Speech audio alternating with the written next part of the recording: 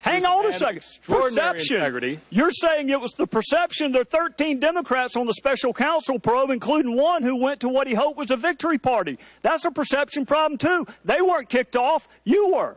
Why were you kicked off? Mr. Gowdy, I cannot speak to Special Counsel Mueller's How long did you talk to him? The reasons why he did or didn't. How long did you talk to him when he let you go? Witness, answer the question. Witness will be afforded the opportunity to answer the question if there is a question he wants to answer after Mr. Gowdy's time.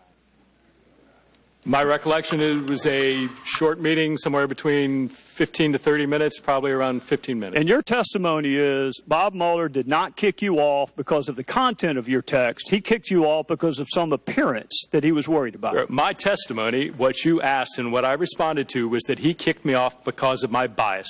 I'm stating to you it is not my understanding that he kicked me off because of any bias, that it was done based on the appearance.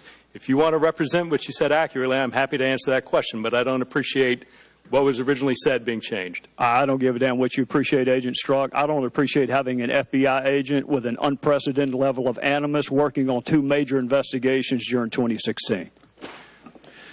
The chair recognizes the gentleman from Maryland, Mr. Cummings. Mr. Chairman, can I respond to answer the questions that you promised him he would have an opportunity to answer? We endured 15 minutes of badgering of the witness. Can he be allowed now to answer as you promised, Mr. Chairman? The gentleman will suspend. The witness at any time can ask for additional time to respond to any member's question if the time has been ended. You said you were going to give him that opportunity at the end. I am giving him that opportunity. Mr. Chairman, may I respond to... Yes, you may. Yes, Mr. Gowdy. Sir, I think it's important when you look at those texts that you understand the context in which they were made and the things that were going on across America. In terms of the text that we will stop it, you need to understand that that was written late at night, off the cuff, and it was in response to a series of events that included then-candidate Trump insulting the immigrant family of a fallen war hero.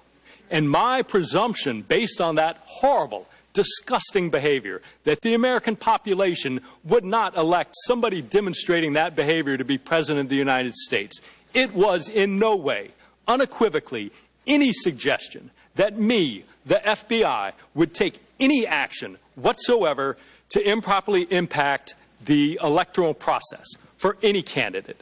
So I take great offense and I take great disagreement to your assertion of what that was or wasn't. As to the 100 million to 1, that was clearly a statement made in jest and using hyperbole. I, of course, recognize that millions of Americans were likely to vote for candidate Trump. I acknowledge that is absolutely their right. That is what makes our democracy such a vibrant process that it is. But to suggest somehow that we can parse down the words of shorthand textual conversations like there's some contract for a car is simply not consistent with my or most people's use of text messaging.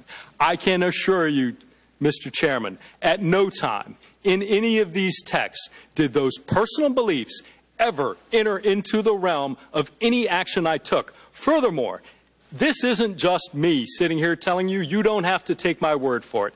At every step, at every investigative decision, there are multiple layers of people above me, the assistant director, executive assistant director, deputy director, and director of the FBI, and multiple layers of people below me, section chiefs, supervisors, unit chiefs, case agents, and analysts, all of whom were involved in all of these decisions.